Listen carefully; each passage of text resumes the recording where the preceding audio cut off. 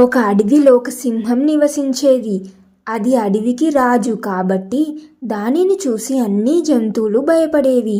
ఒకరోజు అది తన గుహలో నిద్రపోతుండగా ఒక చిన్న ఎలుక దాని వీపుపై ఎక్కి ఆడుకోవడం ప్రారంభించింది.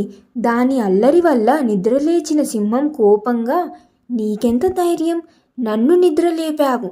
నిన్ను ఒక నిమిషంలో చంపగలను అని గట్టిగా అరిచింది. ఏలుక భయంతో వణికిపోతూ, మహారాజా, నన్ను క్షమించండి. నేను పొరపాటున మీ వీపుపైకి ఎక్కాను.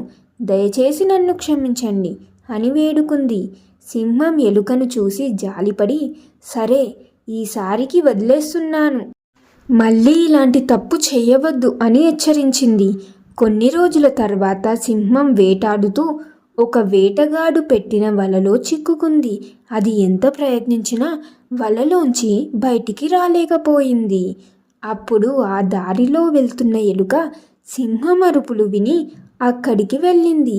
సింహం పరిస్థితి చూసి బాధపడి, మహారాజా, మీరు నాకు ప్రాణభిక్ష పెట్టారు. నేను ఇప్పుడు మీకు సహాయం చేస్తాను అని చెప్పింది. తన పదునైన పళ్ళతో ఆ వల దారాలను కొరికి సింహాన్ని బయటకు రప్పించింది.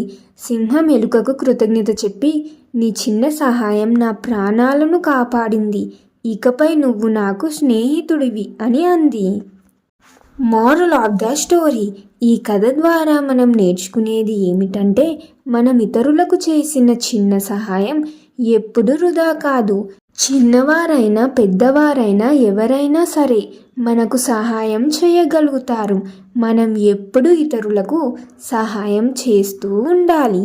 ఎందుకంటే మనం ఎవరికి ఏ సహాయం చేసినా మళ్ళీ ఆ సహాయం ఏదో ఒక విధంగా మళ్ళీ తిరిగి వస్తుంది. ఈ కథ మీకు నచ్చిందా? నచ్చితే ఎలా ఉంది అనేది కామెంట్స్లో తెలియజేయండి. మరియు లైక్ చేయండి. మీ ఫ్యామిలీ అండ్ ఫ్రెండ్స్ తోటి కూడా షేర్ చేయండి. ఇలాంటి ఇంకెన్నో వీడియోస్ కోసం తప్పకుండా సబ్స్క్రైబ్ చేయండి. ఇంకొక మంచి వీడియోతో మళ్ళీ కలుద్దాం. Thank you for watching.